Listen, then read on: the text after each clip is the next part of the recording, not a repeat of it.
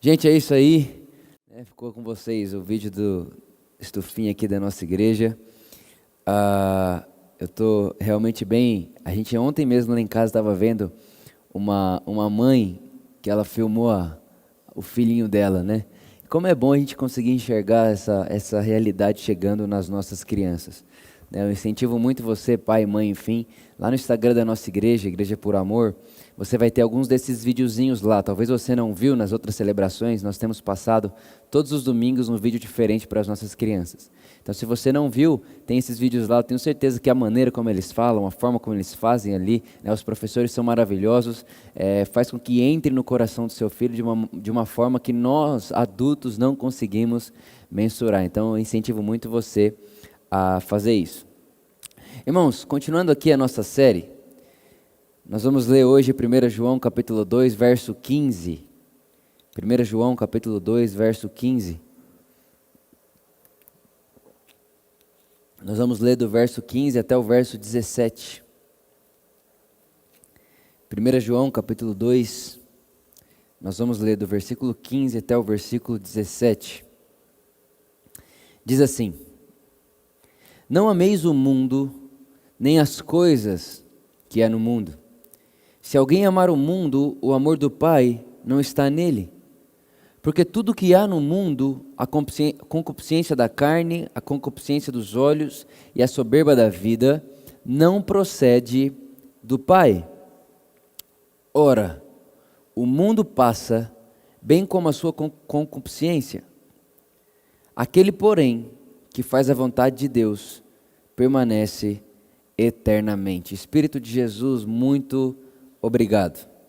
Espírito Santo, obrigado porque é você quem nos revela Jesus, é você quem mostra Jesus para nós. Nós sabemos que a letra pela letra, ela não gera vida, ela não gera nada em nós, ela não gera transformação no homem. Mas quando você, Espírito Santo, se comunica com essa letra, ilumina a letra, então nós nos encontramos com a palavra de Deus, que é o próprio Jesus. Espírito Santo, obrigado porque todos nós que estamos aqui ouvindo isso agora, ou ouvindo esse vídeo, essa gravação em qualquer época, em qualquer dia da humanidade, nós sabemos e cremos que tem poder para gerar transformação eterna.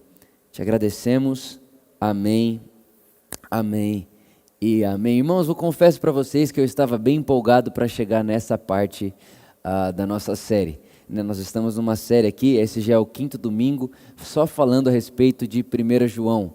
Então nós estamos no 2º capítulo, nós ainda temos mais 3 pela frente, mas confesso para vocês que eu queria muito que chegasse o capítulo 2, verso 15. Não ameis o mundo. E a verdade é que esse trecho, esse texto, ele já me deixou um pouco confuso às vezes. Porque quando você para pensar no mundo, quando eu penso mundo, eu já lembro de João 3,16. Deus amou o mundo de tal maneira, e eu sempre achei meio estranho, ao mesmo tempo que a Bíblia diz que Deus amou o mundo, depois tem um texto que vai dizer para mim, não ameis o mundo. Até mesmo o próprio livro de Tiago, ele vai dizer, olha, aquele que é amigo do mundo é inimigo de Deus. E eu ficava assim, mas tem alguma coisa esquisita, porque Jesus disse que não veio condenar o mundo, mas que amou o mundo, e ao mesmo tempo o texto está dizendo para mim não amar o mundo. Aí Tiago está dizendo para mim que se eu sou amigo do mundo, eu sou inimigo de Deus. E aí quantas vezes da minha vida eu não achei que eu não poderia ter amigos do mundo, aquela ideia, aquela maneira bem evangélica de ver as coisas, o que é de Deus e o que é do mundo, o que é da terra e o que é do céu. E aí você achava até que se você relaciona com alguém que é do mundo, você está indo contra a sua amizade com Deus. Enfim, irmãos, não sei se faz sentido para você isso, mas eu fui muito perturbado por isso durante um tempo da minha vida. Por isso eu estava muito empolgado para chegar a esse texto, para me mostrar para você aqui, com a própria Escritura, o que ele de fato está dizendo para mim e para você quando ele diz, não ame o mundo. Para a gente entender tudo isso, vamos começar lá no início, Adão e Eva. A Bíblia diz que Deus, Ele cria todas as coisas, haja luz, houve luz, você já conhece a história. No 6º dia, Deus então forma o homem. né? Então Deus forma o homem, a sua imagem, a sua semelhança. O homem foi feito à imagem de Deus, o homem foi feito à semelhança de Deus, e o homem à imagem e semelhança de Deus é colocado num lugar chamado Éden. Especificamente no Éden existia um jardim, o homem é colocado nesse jardim. Aí a Bíblia diz que Deus olha para o homem e fala assim: homem, olha, você pode comer livremente de todas as árvores que estão aqui. Irmãos, já se provou, a ciência já provou, que existem hoje, depois de, 6 mil anos, não sei. Hoje existem 13 mil tipos de frutos de árvores, hoje. Se hoje, depois de tanto tempo, né, de tanta coisa que aconteceu com a humanidade, com a Terra, com o planeta Terra, com a natureza, se hoje existem 13 mil tipos de frutos, imagina naquela época. Então Adão, ele tinha, irmão, assim, ele tinha oportunidade de comer o que ele quisesse. O que ele quisesse. Só que a Bíblia vai dizer que no centro desse jardim existiam 2 árvores. A árvore da vida e a árvore do conhecimento do bem e do mal. Então no meio desse jardim tinha 2 árvores, a árvore da vida e a árvore do conhecimento do bem e do mal. E Deus olhou para Adão e falou assim: Adão, da árvore do conhecimento do bem e do mal, você não coma. Se você comer, Adão, certamente você vai morrer. Agora, irmão, presta atenção aqui, ó. Lá no versículo que nós lemos, versículo 15, 16 e 17, diz uma coisa, olha: não ameis o mundo, e se alguém amar o mundo, o amor do Pai não está nele. Presta atenção. Porque tudo que há no mundo, a concupiscência da carne, concupiscência significa desejo, tá bom? Então, o desejo da carne, o desejo dos olhos e a soberba da vida. Repara que João aqui, ele está deixando claro para mim e para você que mundo é esse. Desejo dos olhos, desejo da carne e a soberba da vida. De novo, desejo dos olhos, desejo da carne e soberba da vida. Agora presta atenção, olha o que acontece. Deus coloca o homem lá. O homem está nesse jardim, tem essas 2 árvores. A árvore do conhecimento do bem e do mal e a árvore da vida. A Bíblia diz que tinha uma serpente, né? O diabo, sei lá, a serpente estava lá. E aí a Bíblia diz que a serpente começou a incentivar Eva a olhar a árvore que Deus tinha falado para ela não comer. Repara que Eva ali, ela começou a ter os desejos dos olhos. Desejo dos olhos, meu Deus, como é bela essa fruta, como ela me chama a atenção, né? Ali Eva começa a ser tentada na concupiscência dos olhos. Ao mesmo tempo a Bíblia vai dizer que eles sentiram vontade de comer daquele fruto, ou seja, ali um desejo da carne. Vem comigo, irmão, você vai entender onde a gente vai chegar aqui.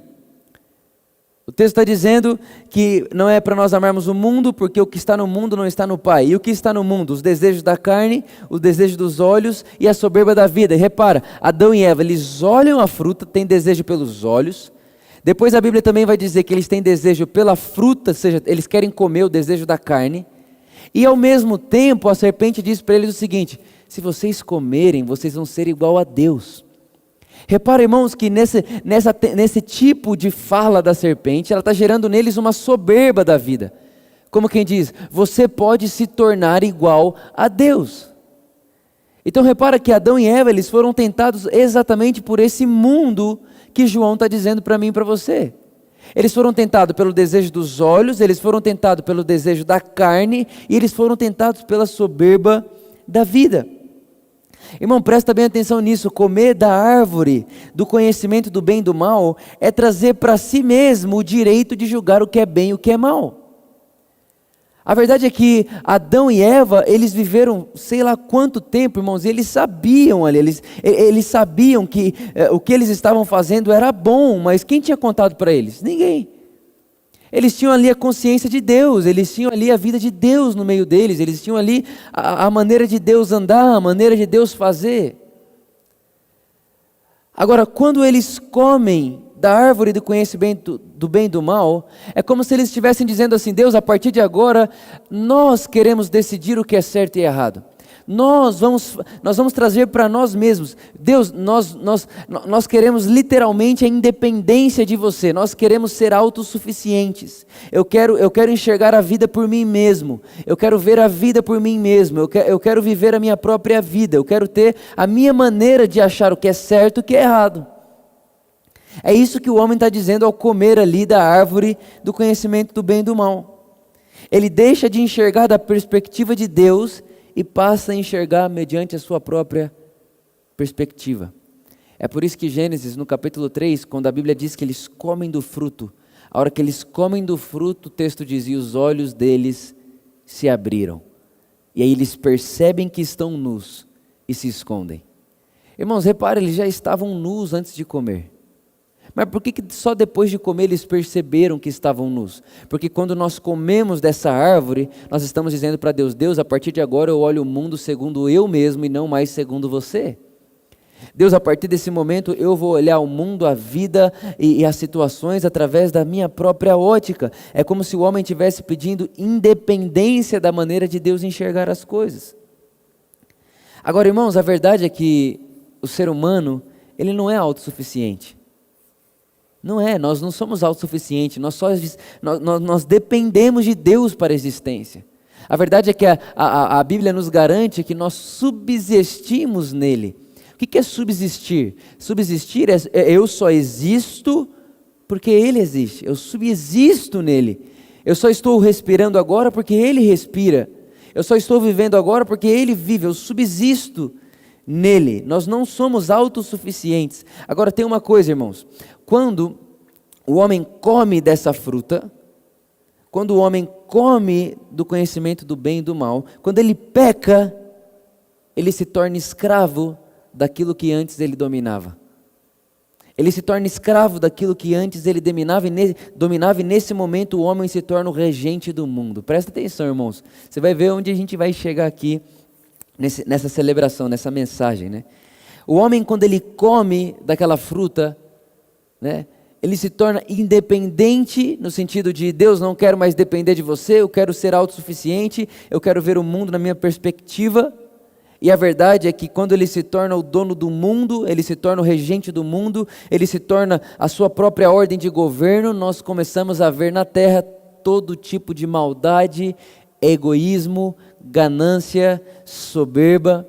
Olha o que diz Lucas capítulo 4, versículo 6, quando o diabo está tentando Jesus, ele fala assim, ó, disse-lhe o diabo falando isso para Jesus, dar-te-ei toda essa autoridade e a glória desses reinos, porque ela me foi entregue e a dou a quem eu quiser. Repare, irmãos, que o diabo, quando ele vai tentar Jesus muitos anos depois, 3.000 anos depois, 2.000 anos depois, quando ele vai tentar Jesus, ele fala assim, Jesus, a chave desse mundo aqui foi me dada. A chave desse mundo aqui foi me entregue. E porque ela foi me dada, eu posso dar ela para quem eu quiser. Por isso, Jesus, se você me adorar, eu entrego para você a chave desse mundo que me foi dado. Repare, irmãos, o homem influenciado pelo diabo passou a governar a terra. Adão multiplica filhos, Adão multiplica reinos, Adão multiplica impérios. E que tipo de reino é esse? Que tipo de impérios são esses? São reinos, irmãos, nós conhecemos isso, basta ver a história. São reinos, são impérios que se impõem pela violência, pela força bruta, pelo poder concentrado, pelo abuso, né? O homem se tornou promotor de escravidão, começou a existir na terra tudo que não existe no reino de Deus. Abuso de autoridade, né? Aquele que tem mais oprime quem tem menos, e toda essa realidade passa a existir na terra quando o homem pega o governo para si, quando o homem passa a amar o mundo. Que mundo é esse? Os desejos dos olhos, o desejo da carne e a soberba da vida. Não só os governos são assim, os seres humanos se tornaram assim. Não é difícil a gente perceber que hoje existe na terra, né, na humanidade, uma luta pelo ego. É o eu que importa. É a minha vida. É o meu direito. É a minha luta. É a minha conquista. Irmãos, quando Adão come do fruto, o ego do homem passa a ser o seu Deus. Nós nos tornamos os nossos próprios deuses. Quando nós pegamos e comemos daquele fruto e dissermos, Deus, a partir de agora nós vamos decidir o que é bom e o que é mal.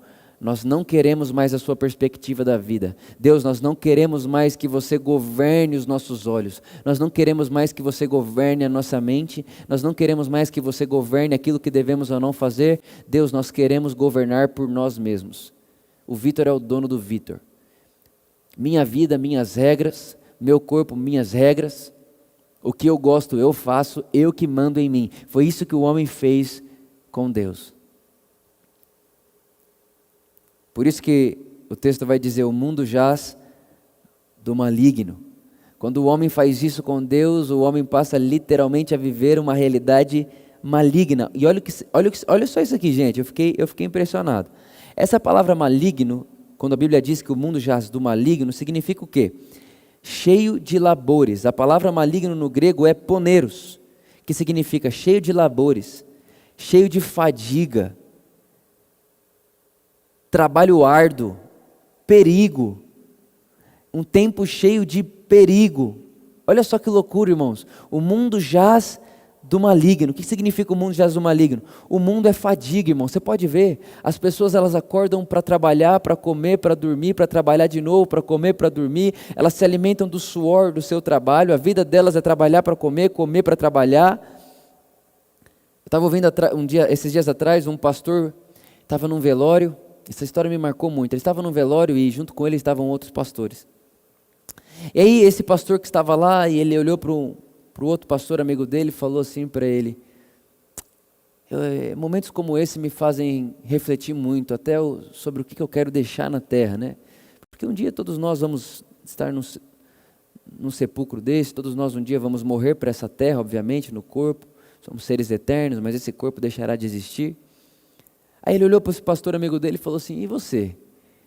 O que você pensa? O que você quer deixar para a vida? O que você quer deixar?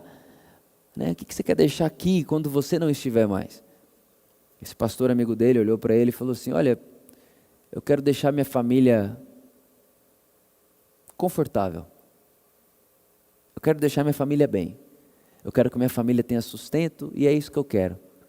Esse pastor, ele olhou para esse amigo dele e falou assim, mas você está de brincadeira comigo? É sério que você está vivendo a vida inteira para morrer e deixar sua família bem, deixar sua família confortável? Você está vivendo a vida inteira só para sua família ter o que comer quando você morrer? É só isso a sua vida? Irmão, e a verdade é que isso se tornou a vida do ser humano quando Adão pediu a independência de Deus. Irmão, Adão vive assim, e Adão fez filhos, e os filhos de Adão são aquilo que nós vemos hoje na terra. Pessoas que vivem uma vida, elas nascem, e do dia que elas nascem até o dia que elas morrem, elas vivem construindo na vida delas aquilo que vai morrer com elas no túmulo. Eu vivo construindo a minha vida inteira aquilo que acaba comigo no túmulo. Isso é muito longe da vida que Deus sonhou. Isso é muito longe da vida que Deus espera que eu e você tenhamos. Olha só isso aqui, ó. Gênesis capítulo 3 diz assim, ó. Ao homem ele disse, visto que você deu ouvidos à sua mulher e comeu aquela fruta que eu disse para não comer, o solo da terra será maldito por sua causa, Adão. Você precisará, olha só isso, irmão, isso é uma maldição. Você precisará lutar todos os dias da sua vida para tirar da terra o seu sustento. Ela também produzirá espinhos e ervas daninhas, e você precisará alimentar-se das ervas do campo. Você precisará suar para que a terra produza o seu alimento. Repare, irmãos, até o pecado do homem, isso é muito bom, até o homem pecar, ele nunca tinha suado para comer, irmãos. Nunca. Adão passou a suar para comer depois de pecar. Adão passou a suar para comer depois de pedir independência de Deus. Adão começou a suar para ter que comer. Adão, ele nem sabia o que era suar. Adão não sabia o que era se preocupar com a comida de amanhã. Adão não sabia o que era se preocupar com o que ia vestir amanhã. Adão não tinha essa consciência, nem tinha como ele ter essa consciência, porque não existia precedentes disso na terra. Você precisará suar para que a terra produza o seu alimento, até que volte para a terra da qual foi formado, pois você foi feito da terra, e a terra voltará. Irmãos, essa é o que isso foi o que a independência do homem de Deus gerou na terra. Você pode perceber que as pessoas passaram a viver exatamente assim. Adão se multiplicou. Gênesis capítulo 5 diz que o homem que foi feito à imagem de Deus, agora passa a ser formado à imagem do seu pai Adão. O homem que foi feito à imagem e semelhança de Deus, ele passa agora a ter a semelhança e a imagem do seu pai Adão.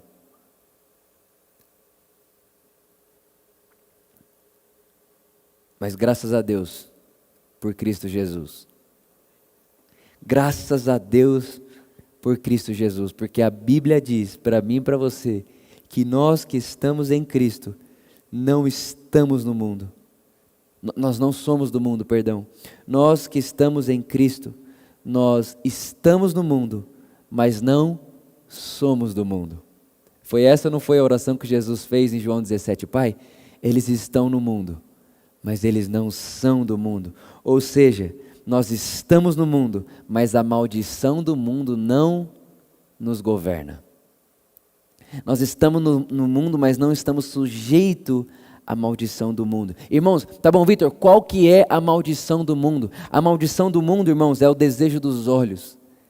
A maldição do mundo é o desejo da carne. A maldição do mundo é a soberba da vida. A maldição do mundo tudo é ego, tudo é mérito, tudo é mercadoria. Irmãos, nós vivemos hoje numa sociedade onde até corpo de homens, ser humano, mulher, meninas, crianças se tornaram mercadorias.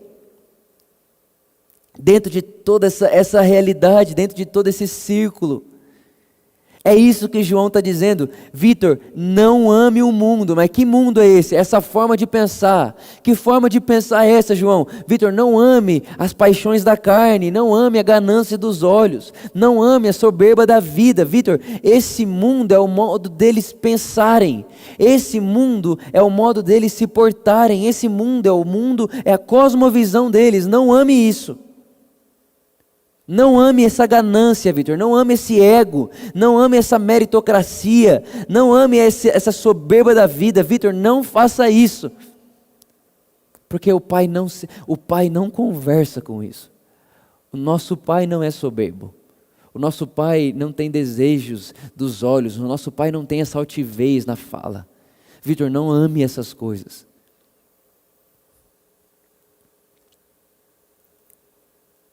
Por isso que Tiago diz, quem é amigo do mundo, que mundo? Esse sistema. Ser amigo desse sistema é ser inimigo de Deus. Esse é o mundo que não devemos amar, irmãos. O mundo que nós não devemos amar não são as pessoas do mundo, nada a ver com as pessoas, Deus morreu pelas pessoas. O mundo que nós não devemos amar é o sistema de governo, o sistema de pensar, o sistema de crença do homem caído, egoísta, meritocrata, tudo é mercado, tudo é lucro para ele, o que não é lucro para ele não serve. A verdade, irmãos, é que Deus fez todas as coisas para que o reino dele seja estabelecido em todas as coisas. É por isso que olha só essa frase bem legal de C.S. Lewis. C.S. Lewis, um dos teólogos mais conhecidos do mundo, diz o seguinte: o mundo é um território ocupado pelo inimigo. E nesse território, o rei legítimo e verdadeiro desembarcou disfarçado e convoca todos para uma grande campanha de sabotagem. Interessante, né?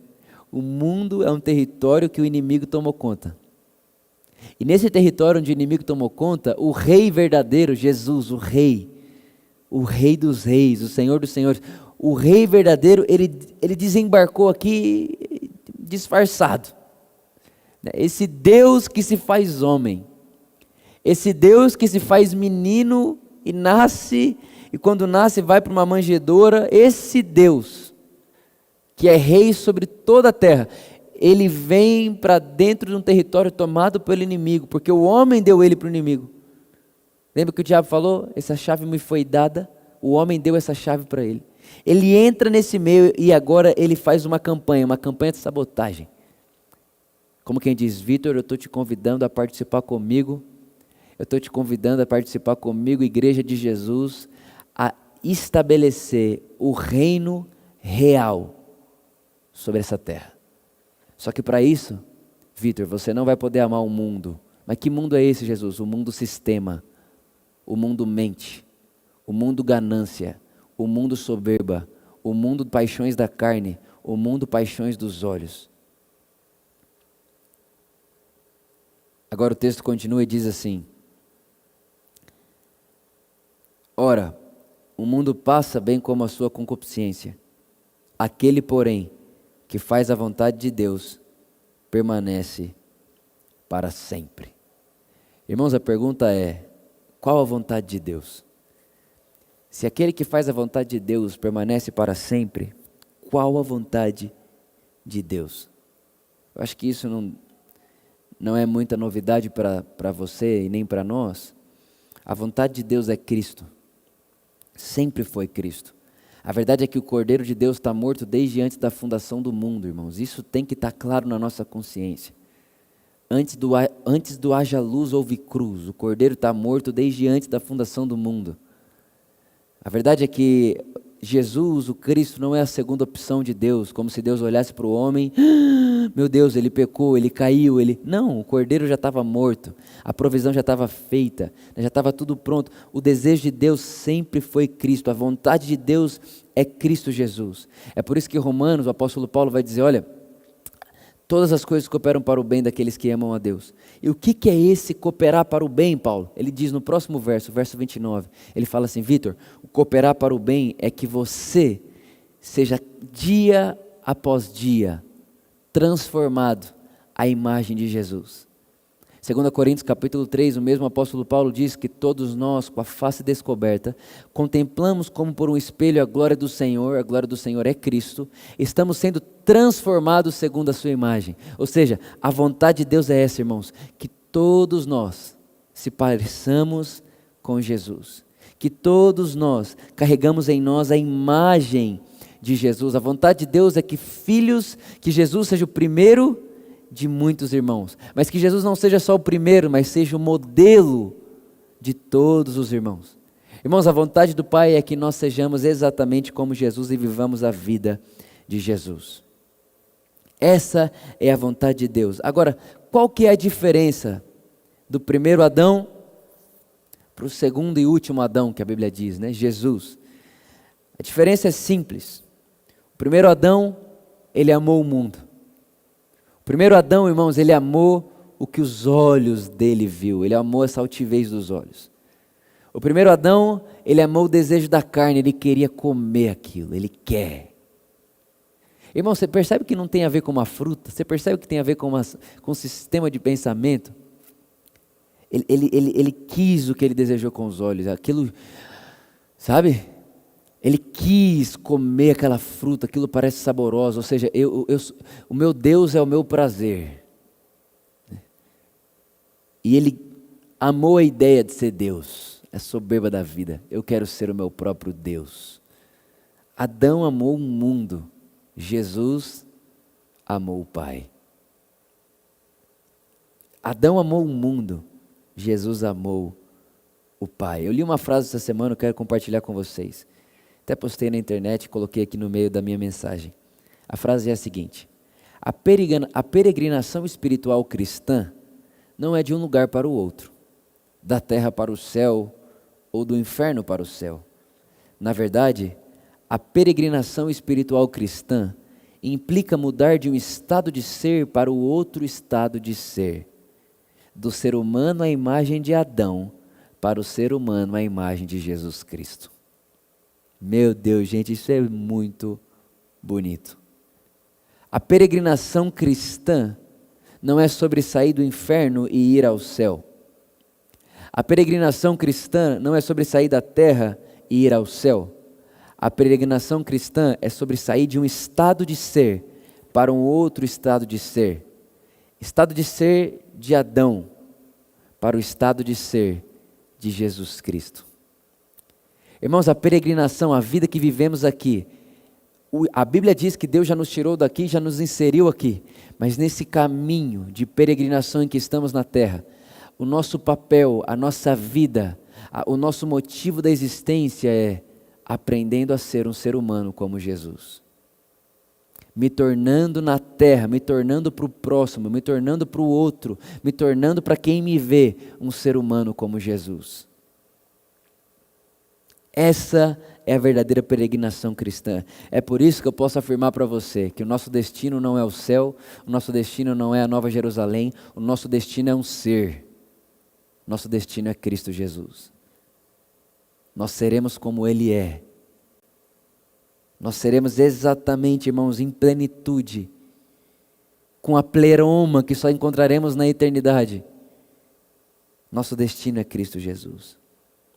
E a vontade de Deus é essa, que por meio do conhecimento de Cristo, nos tornemos ainda mais semelhantes a Ele. E isso é o que permanece para sempre. Quem ama o mundo, passa. Irmão, o desejo do olho passa. Pode ver, uma pessoa gananciosa, soberba da vida, ela nunca está satisfeita com nada. Porque a ganância passa. Ela não te satisfaz, ela não te preenche. Ela não te faz pleno. Vitor, não ame o mundo. Não é as pessoas do mundo. Não ame o sistema de pensar do mundo. O sistema de pensar do mundo é de Adão. Adão multiplicou Adão, que multiplicou Adão, que multiplicou Adão, que chegou onde nós estamos, que chegou naquilo que vemos. Uma opressão de pessoas, opressão de pensamento, opressão da minoria. E tudo isso, irmãos, não é só sobre forma de governo política, é sobre forma de pensar. É sobre forma de pensar. Por isso a vontade de Deus é Cristo. Vitor, não ame o mundo, ame o Pai. Ame o Pai. Agora, olha só que interessante isso aqui, gente, de verdade, presta bem atenção. Adão foi tentado no jardim. Jesus foi tentado aonde? No deserto, certo? Agora pensa, se Jesus é o segundo Adão, o último Adão, nós teríamos que pressupor que ele deve ser tentado no mesmo lugar que o primeiro. Ué, se tem a ver os dois, né? Se ele é o primeiro e ele é o último, tá bom, então coloca esse último aqui no mesmo lugar que o primeiro, para ele ser tentado da mesma forma e da mesma maneira, mas não é isso que acontece. O primeiro Adão é tentado no jardim, o segundo Adão é tentado no deserto. Por quê? Quando Adão peca, ele é expulso do jardim. E a Bíblia diz que ele vai para terras áridas, ou seja, ele vai para o deserto. Quando Adão pecou, ele foi para o deserto. Quando Jesus ele vem para a terra, ele também vem como filho do homem. Quando Jesus vem para a terra, ele também vem como filho do homem. A Bíblia chama Jesus de filho do homem, filho de Deus e filho de Abraão. Não dá para falar sobre isso agora, mas são as três características de Jesus quando ele vem para a terra. Ele é filho do homem, filho de Deus e filho de Abraão. Ou seja, como filho do homem, Jesus veio para a terra exatamente, ele pegou todo esse salário de Adão e colocou sobre ele, de modo que ele não começou como último Adão a sua jornada no mesmo jardim que Adão começou, mas ele começa a sua jornada aonde Adão está, numa terra árida, que não tem leite, que não tem mel, que não tem água. Então é dali que Jesus vai começar. Então Jesus, ele literalmente, ele pega tudo para ele, como filho do homem, ele vem participar da nossa humanidade de verdade. Agora, olha que interessante, olha só que legal isso aqui. Ele foi tentado no deserto, por quê? Porque ele se encarregou de toda a carga da queda de Adão. Ele se encarregou de toda a queda de Adão, pegou para ele e foi tentado no deserto. Agora, lembra que eu falei para você? Desejo dos olhos, desejo da carne e soberba. É o mundo, é a forma de pensar do mundo. Quando o diabo vai tentar Jesus, olha o que ele faz. A primeira coisa que ele faz é: Jesus, transforma essa pedra em pão. Repara, desejo da carne. Jesus, transforma essa pedra em pão, pega aqui, ó, você está com fome, eu sei que você está com desejo da carne, eu sei que você tem fome, Jesus, transforma essa pedra em pão.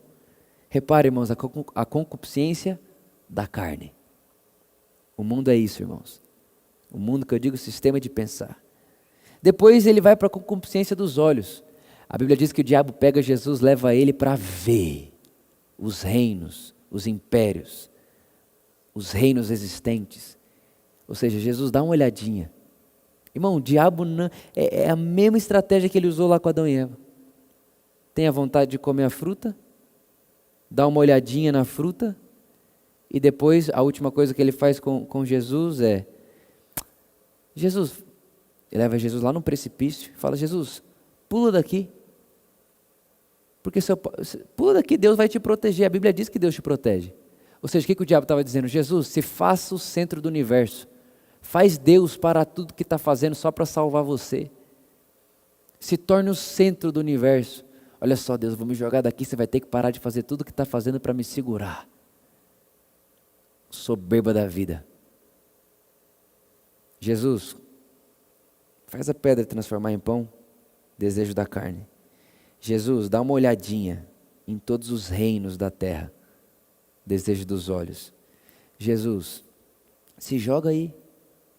Faz o pai que acabou de falar para você ali, ó, que você é o filho dele, que você é amado por ele. Faz ele parar de fazer tudo que está fazendo só para dar atenção para você. Você é o centro do universo. Soberba da vida. Agora, gente, Jesus venceu tudo isso. Por isso que Jesus venceu o mundo. Jesus disse, eu venci o mundo. Por que ele venceu o mundo? Porque ele venceu o desejo do corpo, ele venceu os desejos dos olhos, ele venceu a soberba da vida. Ele vence tudo isso. E a verdade, irmãos, é que nós somos vencedores e nada pode mudar isso. Porém, nós vivemos como vencedores em todas as áreas que cremos que Jesus já venceu. Qual que pode ser o problema? Então, se Jesus fez dessa forma, eu devo fazer dessa forma também. Então, eu devo vencer o diabo com as minhas forças, eu devo vencer o mundo com as minhas forças. Não. O próprio livro de João que nós estamos lendo, nós vamos chegar lá no capítulo 5, ele diz, e esta é a vitória que vence o mundo, a nossa fé. Irmãos, nós não vencemos o mundo fazendo, nós vencemos o mundo crendo que Jesus fez. Nós vencemos o mundo crendo que Jesus é o vencedor. A nossa vitória sobre o mundo é a fé no Cristo que venceu.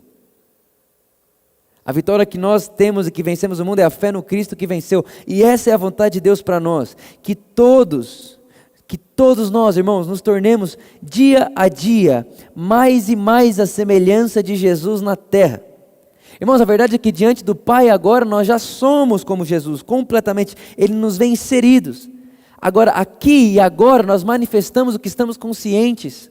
É por isso que nós vemos uma igreja, né, gigantesca hoje no Brasil. Mas muita gente, 1/3 da população hoje é cristã no Brasil. Para mais, né? Acho que, se não me engano, esse é o dado só dos evangélicos, não sei, enfim. É uma multidão de evangélicos, uma multidão de cristãos, vamos dizer assim, seja católico, evangélico, enfim. Creem em Jesus, creem em Deus, né? Creem no Pai. Só que ao mesmo tempo você vê soberba da vida, você vê aquilo que eles veem, deixam eles encantados e altivos, e você vê os desejos da carne. Irmão, aí tem muita gente que fala, não, o desejo da carne é só, sei lá, é pornografia, desejo da carne, as paixões da carne é o adolescente que se masturba, paixões da carne e aí começa um monte de coisa. Não, irmão, paixão da carne é muito mais do que isso, vai para um outro lugar, é uma raiz. Daquela raiz, daquela semente, aí vai fluir um monte de outras coisas. Mas a raiz da paixão da carne é você querer ser o seu próprio Deus. É você querer que o seu prazer seja o seu próprio motivo da existência. Só que a Bíblia diz que nós morremos. Esse Adão nosso morreu em Cristo Jesus. Por isso que Romanos 6,11 vai dizer, considerem-se mortos para o pecado e vivos para Deus em Cristo Jesus. Irmãos, então o que é não amar o mundo? Não amar o mundo, irmãos, é não amar a soberba, é não amar a concupiscência da carne, é não amar a concupiscência dos olhos. Não amar o mundo, não ame o mundo, né, como João está nos incentivando aqui, é não ame o sistema deles pensarem. Não ame essa forma de ver. Não ame essa forma de pensar. Porque o pai, Vitor, o pai não tem amizade com esse pensamento.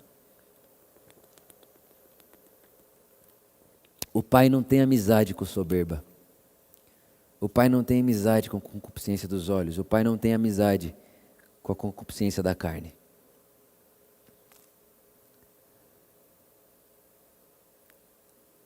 A verdade então, irmãos, é que nessa estrada da vida em que nós estamos,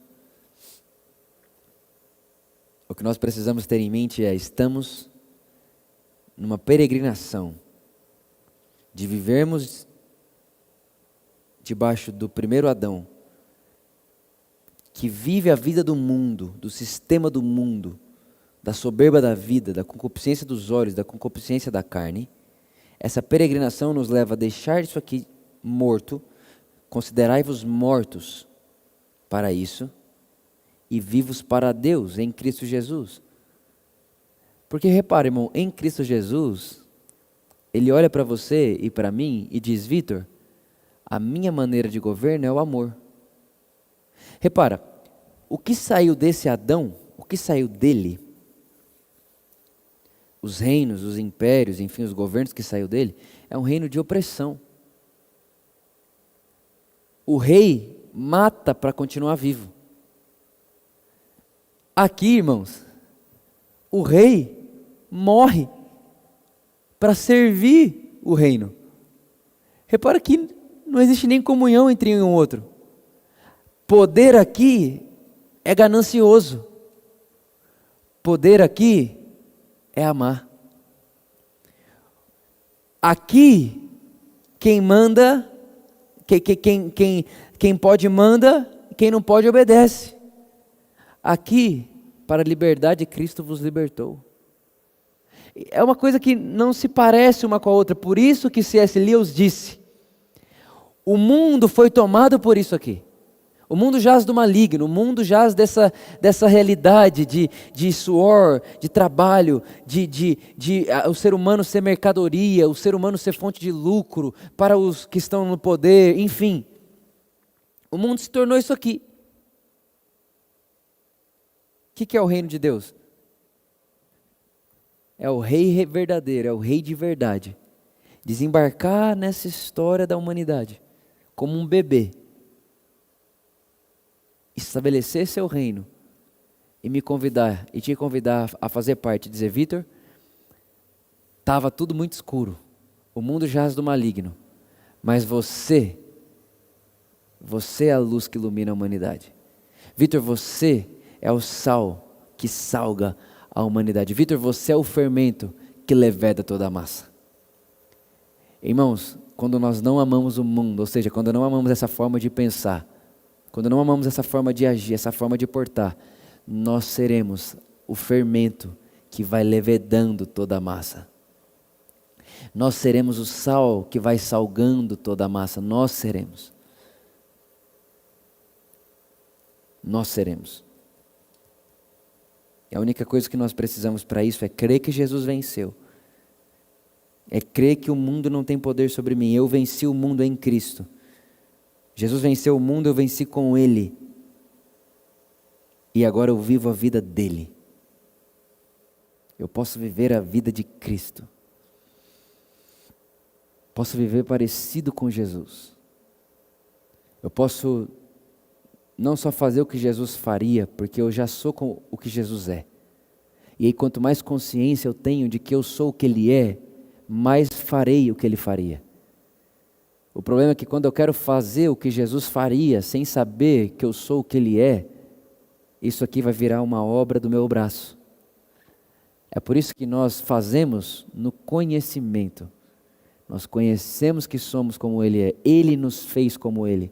O Vitor nunca conseguiria fazer isso. Eu não sou autossuficiente, Ele é. Eu nunca conseguiria fazer isso, mas Ele fez isso de mim. E conforme eu conheço o que Ele fez em mim, conforme eu conheço o que Ele fez de mim, conforme eu conheço o que Ele realizou em mim, agora eu posso naturalmente fazer o que Ele faria. Enquanto eu faço o que Ele faz, eu estou nessa peregrinação cristã, deixando de ser Adão a ser a semelhança do ser humano Jesus Cristo. Isso, irmãos, é o fruto de não amar o mundo. O fruto de não amar o mundo não é ser um religioso chato, escondido, debaixo da mesa, que ninguém conhece, que não fala com ninguém, que é chato, que não tem amigo do mundo. Não tem nada a ver com isso. É as coisas do mundo, é a forma de pensar, não as pessoas. Deus amou as pessoas. Deus amou as pessoas da humanidade e deu Jesus para morrer por elas. Não tem a ver com pessoas, tem a ver com o sistema de pensar. Que muitas vezes esse sistema de pensar do mundo está governando muitas das nossas igrejas. Muitas das nossas igrejas. Por isso, guarde isso. Seja tardio em julgar.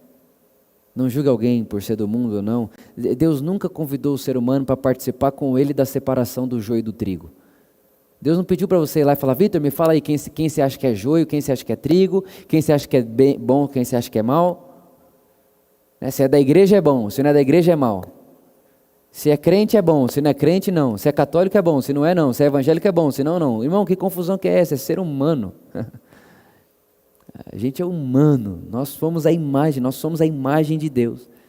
Deus se importa com a gente. Ah não, mas meus amigos são o povo da igreja. É da igreja, tem que ser da igreja, tem que ser da... A gente virou tudo bitolado. Por quê? Porque está escrito na Bíblia: não ameis o mundo. Não está falando sobre isso. Há alguns anos atrás, talvez, acho que uns 1000 e poucos anos atrás, começou uma discussão, né, na teologia, na filosofia da época. Eu me esqueci os nomes agora.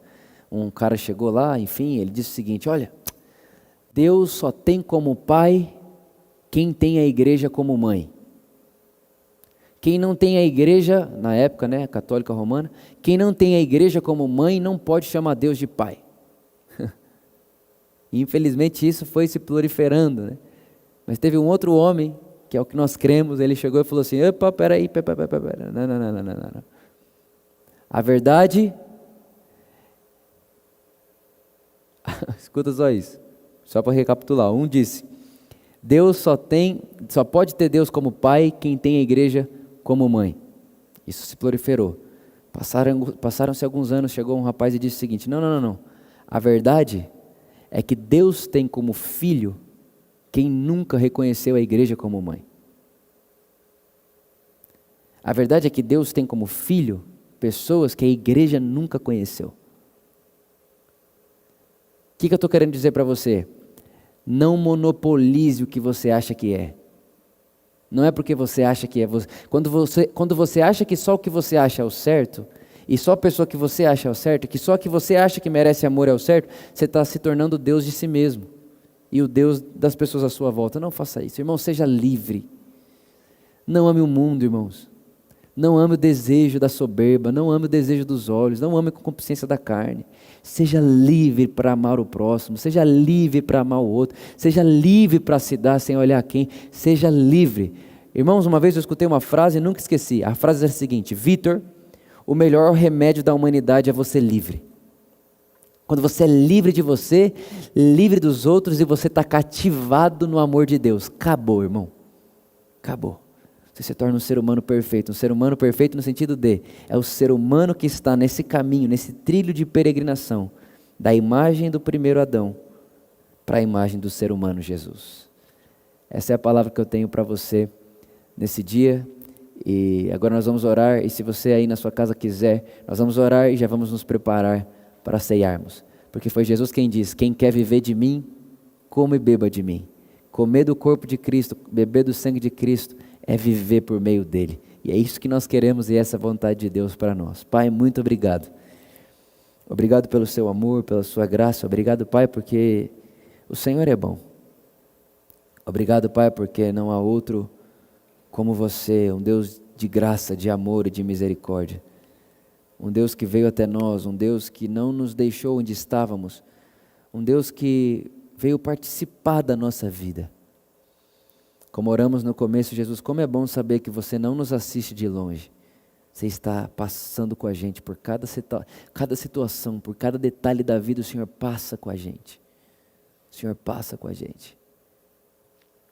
Obrigado, Jesus, porque o Senhor não nos julga, o Senhor nos ama. Obrigado. Muito obrigado por cada um dos meus irmãos que estão agora nas suas casas. Obrigado por esse momento que podemos ceiar. Obrigado, Pai, porque nós só podemos fazer isso porque você é um Pai de amor, que enviou Jesus para morrer no nosso lugar. Nós te agradecemos e te celebramos, em nome de Jesus. Amém. Sabe, irmãos? Obrigado. Sabe quando você lembra de Jesus, enfim, sendo tentado? Algumas coisas a gente aprende ali. A primeira coisa legal, interessante, é que Jesus, ele só foi levado a ser tentado depois de ser batizado. Então Jesus é batizado para que se cumpra toda a justiça, né? E aí depois a Bíblia diz que ele vai ao deserto e no deserto ele é tentado. Só que quando ele é batizado, a Bíblia diz que os céus se abrem, o Espírito Santo como uma pomba vem sobre ele e uma voz do céu, né? A voz do Pai diz: este é o meu Filho amado, que me traz muita alegria. Este é meu Filho amado que me dá prazer. Este é o meu Filho amado no qual eu tenho satisfação. Este é meu Filho amado. E a verdade é que é interessante que eu fico imaginando a criação vendo isso, sabe? Quando você olha para a terra sem Jesus e você vê a terra como era sem Jesus, né? Antes de Jesus vir para a terra, você olha para a terra e você vê guerra. Você olha para a Bíblia mesmo, o Velho Testamento cheio de guerra, de sangue, um matando o outro, e em nome de poder, em nome de reis. E você olhava para tudo aquilo e dizia: será que esse é o máximo que Deus pode fazer? Será que esse é o máximo que Deus pode fazer? Será que esse é o máximo que Ele sabe? Será que esse aqui é o ápice da humanidade? Todo mundo vai viver sempre brigando, guerreando um com o outro e é isso aí? Até que um dia, no meio de toda essa história, Jesus aparece. E eu fico imaginando o dia que Jesus aparece, Ele vai se batizar. Sabe assim, vamos fazer uma conjectura aqui. O Pai desejando gritar e mostrar para o mundo inteiro o seguinte: este é o meu Filho amado. Ele é o ápice. Ele é o ápice do ser humano. Você quer saber o máximo que pode ter de Deus na terra? Olhe Jesus. Este é o meu Filho amado que me dá muita alegria. Depois desse momento, Jesus é levado ao deserto. E Ele vai ser tentado. Como eu falei com vocês, primeiro no corpo, Jesus transforma essa pedra em pão, você está com fome. E Jesus olha para ele e fala: nem só de pão viverá o homem, mas de toda palavra que sai da boca de Deus. Ou seja, irmão, como que eu faço para dizer para esses desejos da carne que eles não me têm? Eu não vivo de vocês, eu vivo da palavra de Deus. Eu creio que Jesus venceu os desejos da carne na cruz. Eu creio que Jesus venceu as concupiscências da carne na cruz. Eu me considero morto para isso.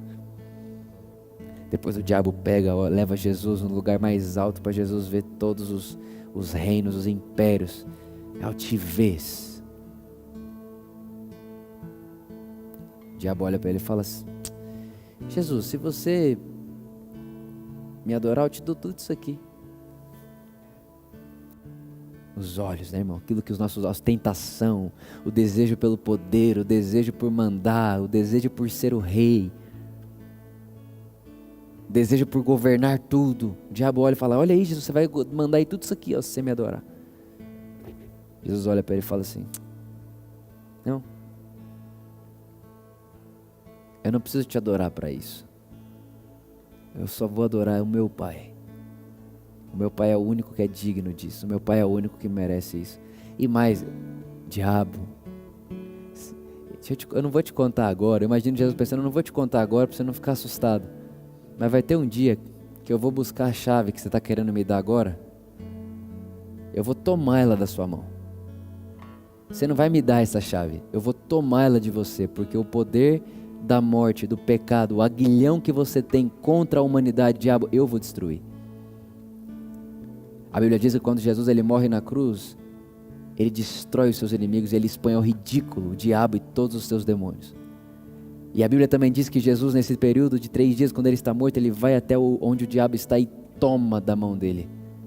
Essa chave que o diabo queria dar, Jesus foi tomar.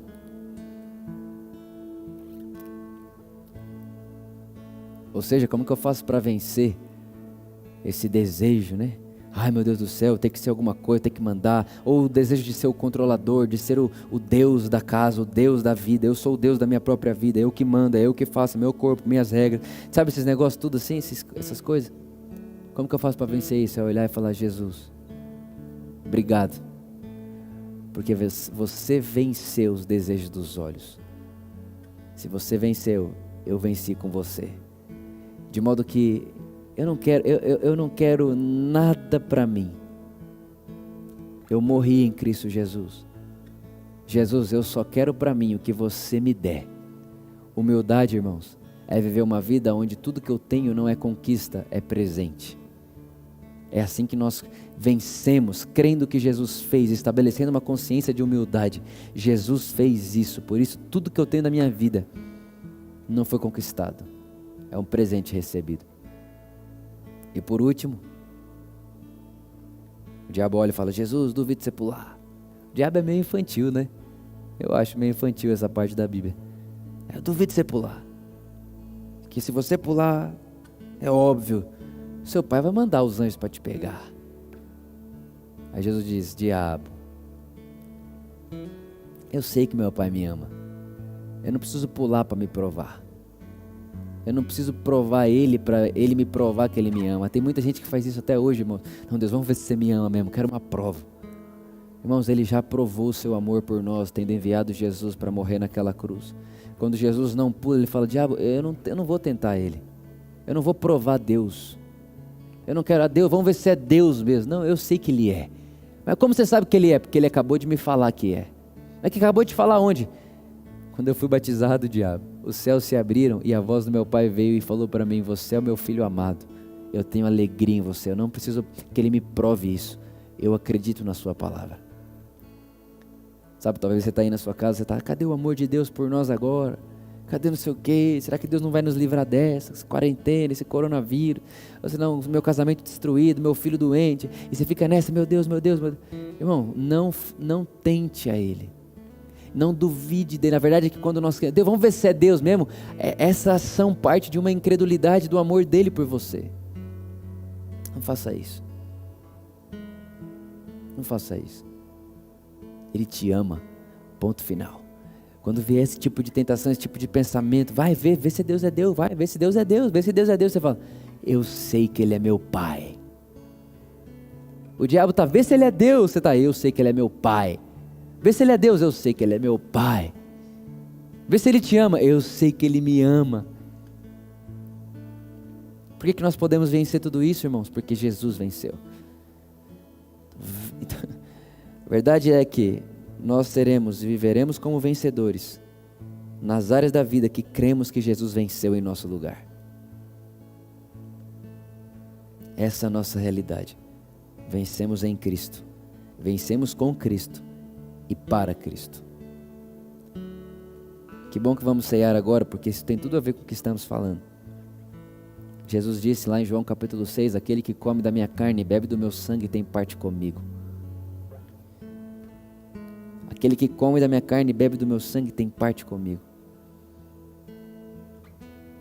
Você sabia que quando Jesus ele disse isso, no contexto da época, o judeu, até hoje os judeus ortodoxos, eles não comem sangue.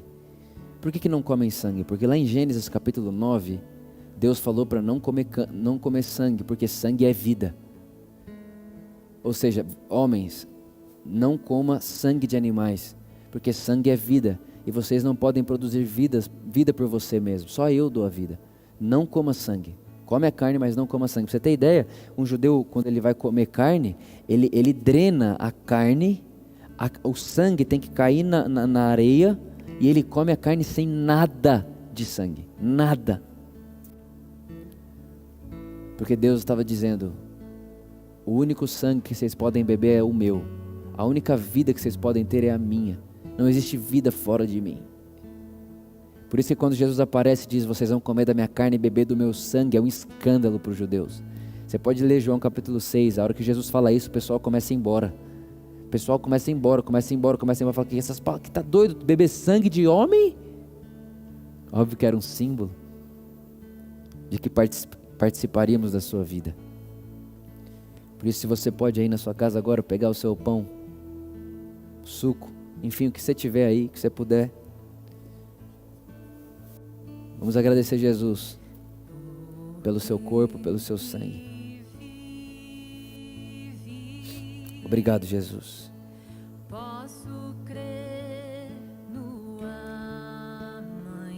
Obrigado, Jesus. Porque Ele vive. Obrigado, Jesus. Temor não há. Obrigado, Jesus. Obrigado, Jesus. Mas eu bem sei. Obrigado, Jesus. Eu sei que a minha vida. Obrigado, Jesus. Está nas mãos do meu Jesus, que vivo está. Porque Ele vive, eu posso crer no amanhã. Porque Ele vive, temor não há. Mas eu bem sei, eu sei que a minha vida está nas mãos do meu Jesus, que vivo está. Obrigado, Jesus. A Bíblia diz que o mesmo Espírito que vivificou o corpo de Jesus vivificará os nossos corpos mortais. Repara, irmãos, que está dizendo os nossos corpos mortais. Ele vivificará os corpos mortais. Não é o corpo glorificado, é o corpo mortal. Isso é uma promessa bíblica, é uma realidade, uma herança bíblica para o nosso corpo mortal, para esse corpo aqui. O mesmo Espírito que vivificou o corpo de Cristo vivificará os vossos corpos mortais. Por isso agora, enquanto nós comemos o pão, discirna que o corpo de Cristo, o pão, o corpo de Cristo é a saúde divina sobre nós. Ele levou sobre Ele toda a nossa doença, a nossa enfermidade, de modo que hoje nós podemos ser vivificados. O nosso corpo mortal pode ser vivificado pelo Espírito Santo. Coma do pão onde você estiver, com alegria e com gratidão no seu coração, tendo certeza da sua saúde divina. Porque Ele vive, eu posso crer no amanhã. Porque Ele vive, temor não há.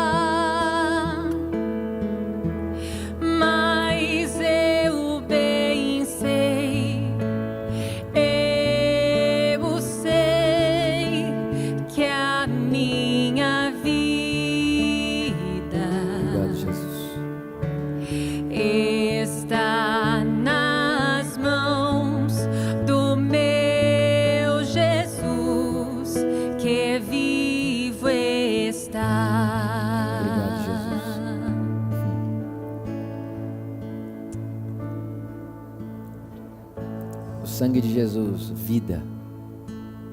A gente precisa pregar sobre isso aqui, Gênesis capítulo 9.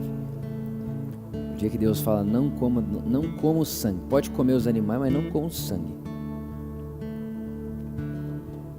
Não coma o sangue. Porque sangue é vida. Quando você bebe o sangue, você está bebendo a vida desse ser.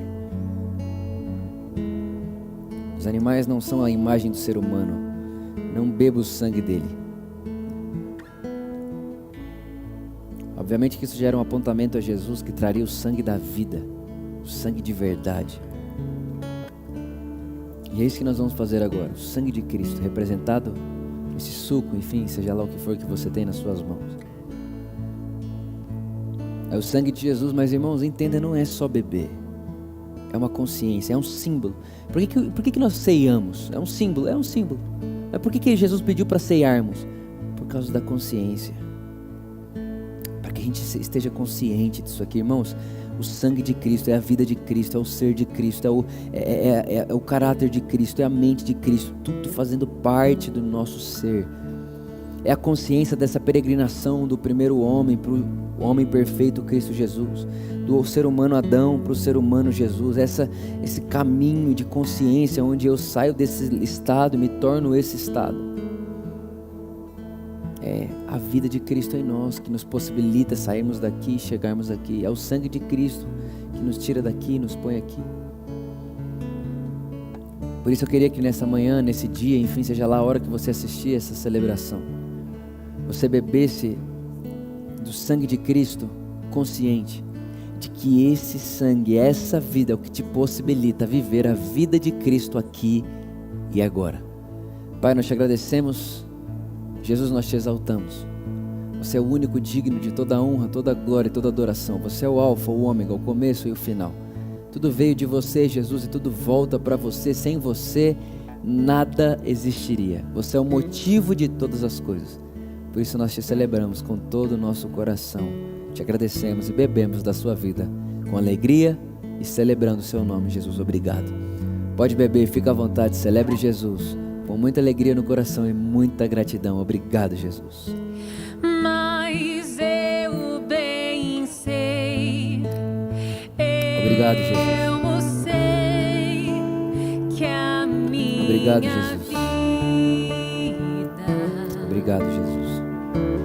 Obrigado, Jesus. está nas mãos Obrigado, Jesus. do meu Jesus, que vivo está. Obrigado, Jesus. Mas eu bem sei, eu sei que a minha vida está nas mãos do meu Jesus, que vivo está. Pai, nós declaramos vida, saúde e paz dentro da casa do coração de todos os nossos irmãos. Pai, nós declaramos saúde divina, proteção divina, a alegria e a paz divina, a paz que o mundo não pode dar, a paz que só vem de você, Jesus. Nós te agradecemos, porque nós temos essa paz. Obrigado, Jesus, muito obrigado, porque nós temos a paz que excede o entendimento. Obrigado, Pai, porque nós não temos o sistema de crenças do mundo pensar. Nós não pensamos com os desejos dos olhos, nem com as concupiscências da carne, nem com a soberba da vida. Nós pensamos com a mente de Cristo, a mente do Deus que se fez servo, a mente do Deus que o poder é o amor, a mente do Rei que governa pelo amor. Obrigado, Pai, porque essa é a nossa realidade e essa é a nossa vida. Obrigado, Jesus, porque nós podemos ser o fermento que está fermentando toda a humanidade. E sabemos que o sabor desse fermento é o amor. O sabor do fermento que nós deixamos por onde passamos é o amor. Então te agradecemos, Pai, pela sua graça, pelo seu amor, pela sua vida que está em nós. E que haja cada vez mais essa consciência do ser humano Jesus, da vida do ser humano Jesus, como podemos viver essa vida, como podemos fluir essa vida e usufruir dela aqui e agora. Te agradecemos, Pai, em nome de Jesus. Amém, amém e amém. Uma ótima semana para vocês. Um profundo beijo no coração de vocês. Que o amor, a graça e a paz de Jesus repouse sobre você e sobre a sua casa. Nós amamos você. Falou, falou, falou. Beijo, beijo, beijo.